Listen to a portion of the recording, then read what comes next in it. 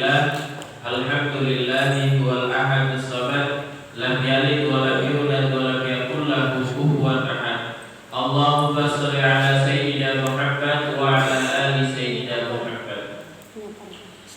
Wa awwalu ma nabtadi'u hadha ta'lim nursilu hadayat al-Fatihah li mu'allifi hadha al-kitab wa huwa Syekh Ibnu Hajar al-Asqalani asa an yadfa'ana bi 'ulumihi fi daraini. Naqra sab'al masani al-Fatihah. A'udzu billahi minasyaitonir rajim. Bismillahirrahmanirrahim.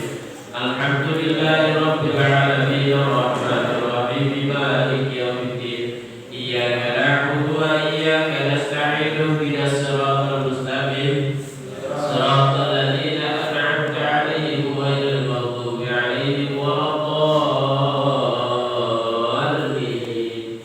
Amin ya rabbal alamin. Baik, nastabir, kita lanjutkan hadis setelahnya.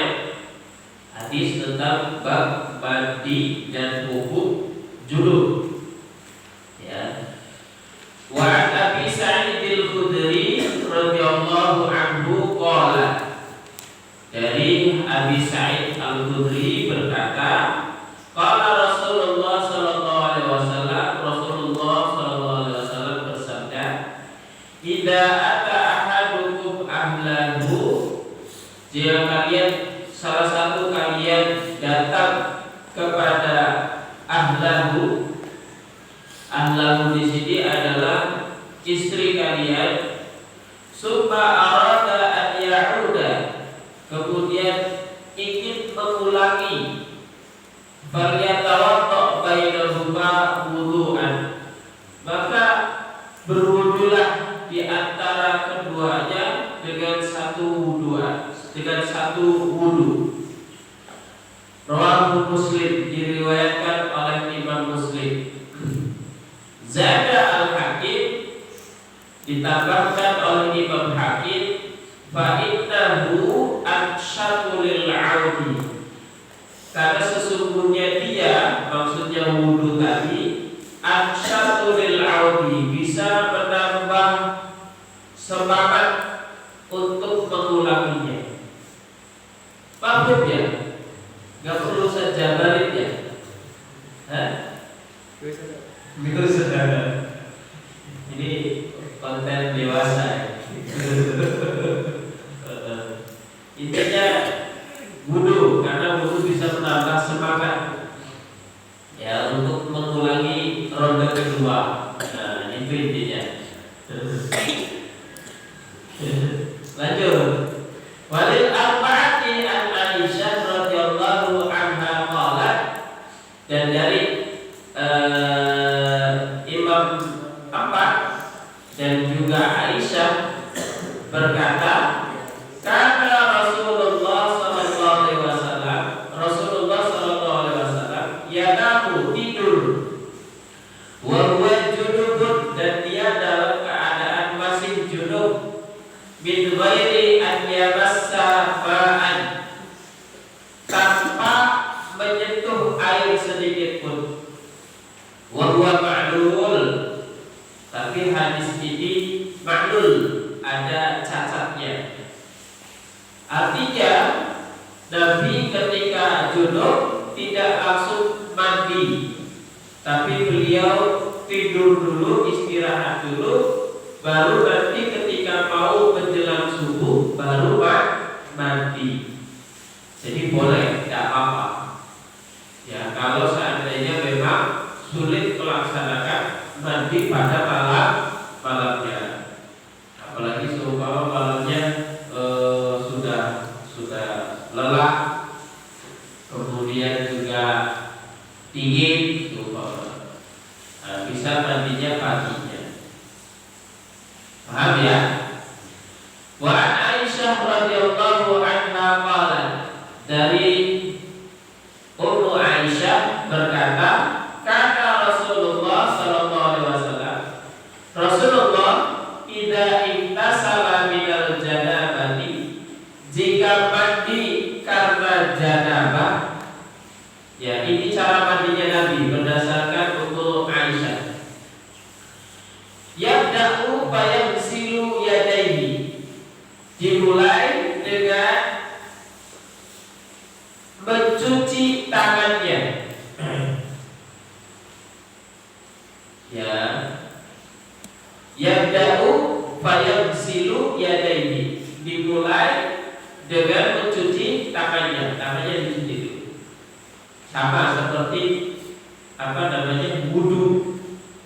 Wudu itu kan awalnya dicuci tangannya dahulu. Summa yufrigu biyaminihi ala shimalihi. Kemudian mendahulukan bagian yang kanannya ala shimalihi terhadap yang kirinya. Fayansilu farjahu. Kemudian setelah itu baru mencuci, mohon maaf, kemaluannya. Summa yatawaddau. Kemudian baru mandi, baru berwudu.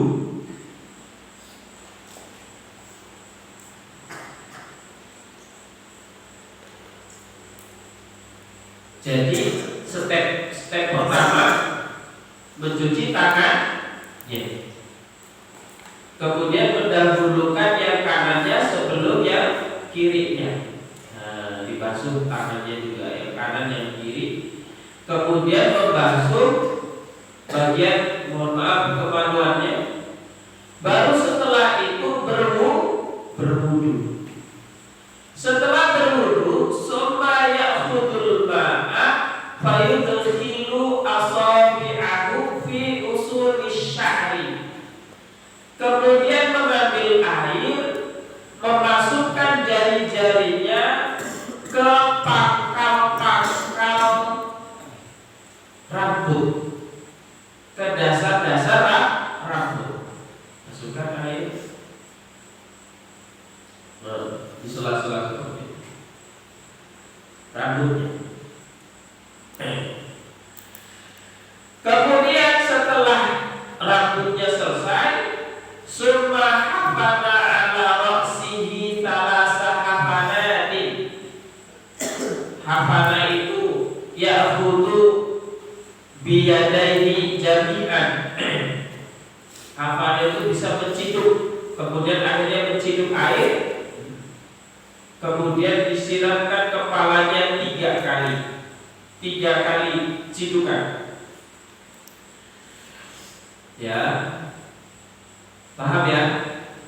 Kemudian selanjutnya summa afadha ala sa'iri jasadihi.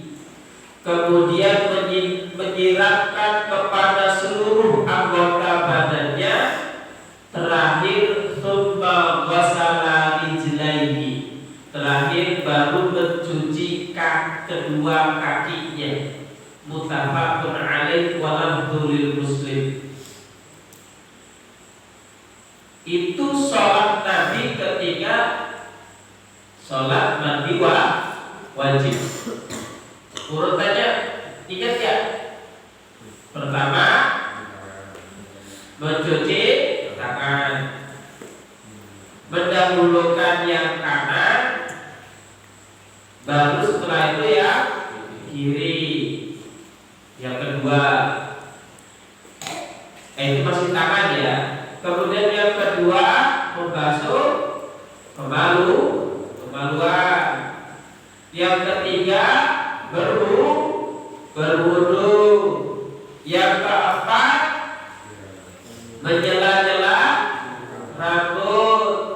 Yang kelima menyiram bagian kepala 3 kali siraman, baru meratakan seluruh anggota badan. Bisa dimulai yang kanan dulu, baru yang kiri dulu, diratakan semuanya. Terakhir ditutup dengan mencuci kedua kaki. Hadisnya kuat, muttafaqun alaih wa lafdhu Muslim. Lafadznya dari Imam Muslim.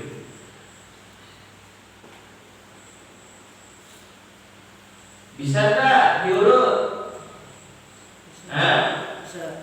Nah, kenapa tidak dicatat?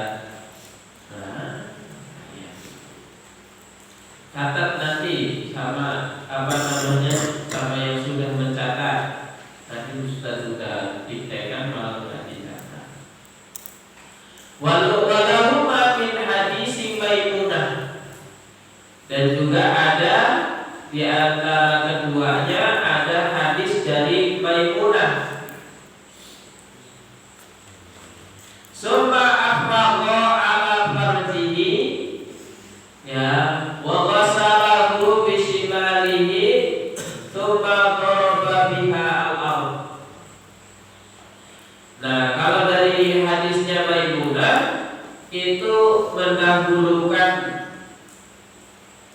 mohon maaf, membasuh kemaluannya, wa ghasalahu bishimalihi, kemudian mencuci, mohon maaf, kemaluannya itu dengan tangan kanan, summa daraba biha al-ard, kemudian Nabi pukul-pukulkan ke tanah.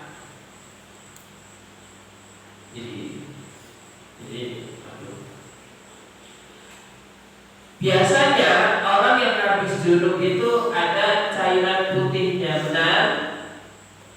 Itu dibersihkan oleh Nabi dulu dengan tangan kiri.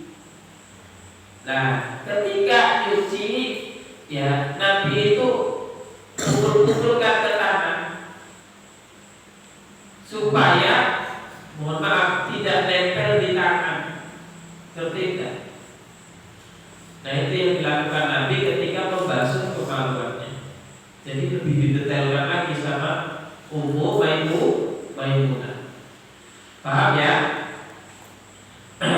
Wa fi riwayatin, bahkan dalam riwayat lain dikatakan famasaha biturab. Dalam riwayat lain dikatakan Nabi membasuhnya dengan debu tanah. Wa fi akhirih, kemudian di akhirnya, summa ataituhu bil mindili faradahu, kemudian aku berikan semacam mindil, ini bisa sapu tangan atau lap, tapi Nabi menolaknya. Wa fihi wa ja'ala yadhudul ma' biyadihi, dan kemudian dibasuhnya, ya kan, dengan air. Jadi tidak mau dilapis dengan kain untuk membersihkan bagian itu, ya, tapi tetap Nabi membasuhnya, ya, dengan tangan, kemudian diselingi dengan air. Paham ya? Nah, ini sebenarnya detail sekali di sini bagaimana cara Nabi membersihkan ketika mandi wajib. Maka boleh silahkan diikuti. Ya, saat kalau saya nggak junub ngikutin prakteknya bagaimana, nggak apa-apa. Berarti tinggal tidak perlu dia wajib, niatnya untuk mengikuti sunnah, praktek, nggak apa-apa. Jadi saya belum dewasa, Ustaz. Saya belum wajib mandi wajib. Untuk mempraktekkan kayak gini boleh nggak ya? Boleh, silahkan dipraktekkan. Step-stepnya, apalagi setelah tahu dari hadisnya langsung, benar kan? Tujuannya apa? Tujuannya supaya belajar, tujuannya untuk belajar. Sehingga nanti ketika mandi wajib kamu sudah mengerti step-stepnya. Ya, tinggal bedanya ditambahin niat sholat mandi wajib. Kalau praktek tidak perlu niat mandi wajib. Paham ya? Baik, yang terakhir, ya, Ustaz berikan. Wa Ummi Salamah radhiyallahu anha qalat. Qalat. Dari Ummu Salamah berkata, qultu, aku berkata kepada Rasulullah, ya Rasulullah, wahai Rasulullah, inni imra'atun asyuddu sya'ra ra'si, afa aqutuhu li ghusl janabah, wa fi riwayatin wal haidha, qala la, innama yakfiki an tahsi ala ra'siki salasa hasayatin. Rawahu Muslim.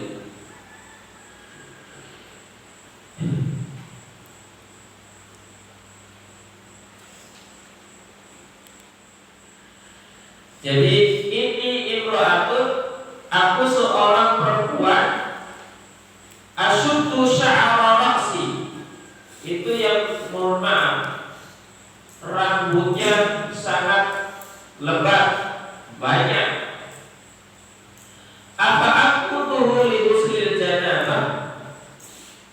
Apakah aku perlu mensucikannya, mencucinya, digosok-gosok, dibolak-balik, ya kan? Untuk mandi janabah, dalam riwayat lain dikatakan untuk mandi haid. Qala la, kata Nabi, gak usah digosok puter-puter, cukup bagimu antahsi ala raksiki salasa hasayatin, cukup kamu ambil 3 gayung dan kamu silamkan 3 gayung itu ke kepala kamu, kata Nabi seperti itu. Jadi kalau rambutnya lebat panjang itu kan kadang agak sulit, bener tak? Disiram akan bolak-balik ke depan, ibaratnya keramas, diputar ke sana, diputar sini, yang sehingga kadang membuat kepalanya, mohon maaf, rambutnya rontok, bener tak? Kata Nabi, ya sudah, cukup saja dipermudah, 3 siraman gayung sambil disela-sela. Tidak usah dibolak-balik kemudian digusuk. Mohon maaf, digusuk kayak pakaian, tahu digusuk kayak pakaian. Oh, biar rata semuanya, nggak perlu, kata Nabi. Itu justru membuat kadang rambutnya rontok. Akhirnya rambutnya rusak. Cukup disiram 3 kali siraman, ya, menggunakan gayung. Dan riwayatnya dari riwayat Imam Muslim. Mengerti ini? Nah, terakhir aja lah ini, satu kali harusnya pendek. Wa an Aisyah radhiyallahu anha, dari Ummu Aisyah berkata, qala Rasulullah, Nabi sallallahu alaihi wasallam bersabda, inilah uhillul masjidah li haidin wala junubin, rawahu Abu Dawud wa sahahahu Ibnu Khuzaimah.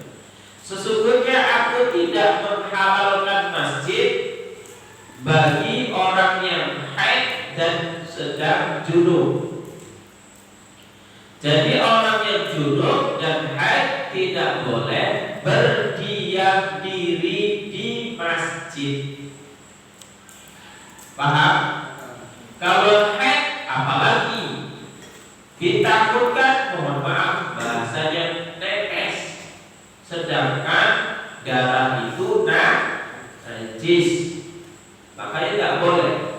Kalau lewat, Ustaz, bagaimana? Lewat boleh, gak ada jalan lagi kecuali di masjid.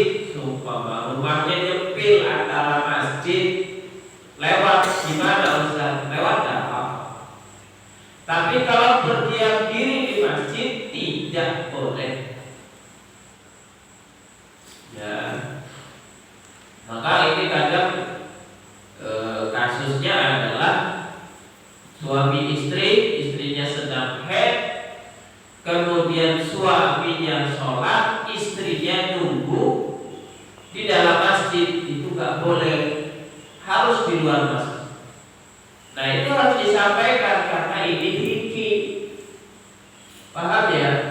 Jadi nanti kalau punya saudara perempuan, ibu, bibi, adik, kakak sedang haid, nunggu kamu sholat, nunggunya jangan di dalam, suruh di luar.